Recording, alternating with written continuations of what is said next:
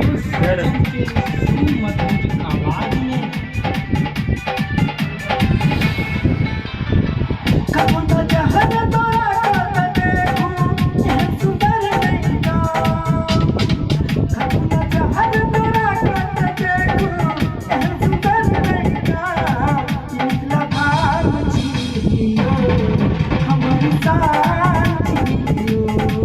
निकला भाग छियो हमारी शान छियो मीठ बोली माटी भाषा छी अपन पहचान निकला भाग छियो हमारी शान छियो निकला भाग छियो हमारी प्राण छियो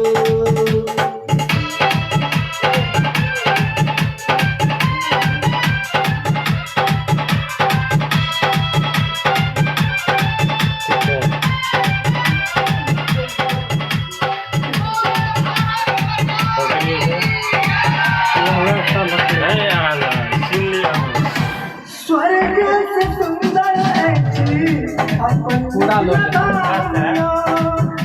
सीता सवारिया अपन श्री राम हमरो छै स्वर्ग से सुंदर ऐसी अपन मिथिला धाम सीता सवारिया अपन पावन श्री राम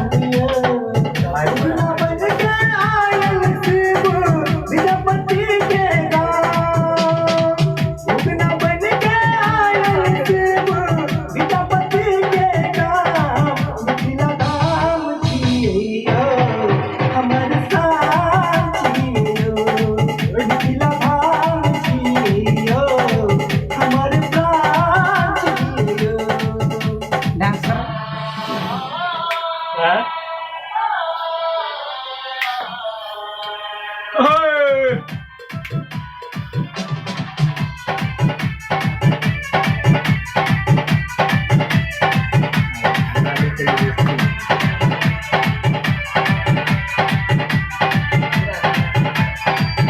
निस दिन माया कमला कोसी बलानियो धन के सफल ऐसी खेत खलिहानियो निस दिन माया कमला कोसी बलानियो धन के सफल ऐसी खेत खलिहानियो एक रहबा चावल खातिर चाहे देब पर जान एक रहबा चावल खातिर चाहे देब पर हमरो जान फोटो ले छै कि नहीं हम छियो हमारी शान छियो मिथिला धाम हमरो छियो नमस्कार बोला मैंने एक बार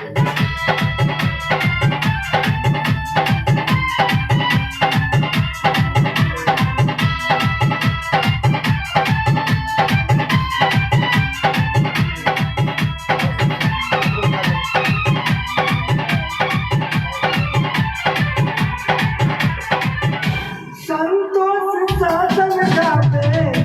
मिथिला के गानियो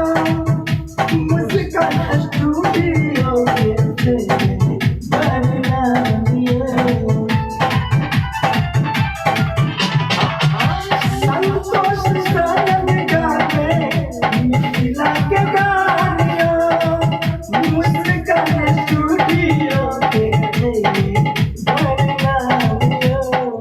होई दिवाली सावत के माँ जितिया पर्व महान होई दिवाली सावत के माँ जितिया पर्व महान मिथिला धाम छियो हमारी शान छियो एगो लाइव हम चैनल के नाम छियो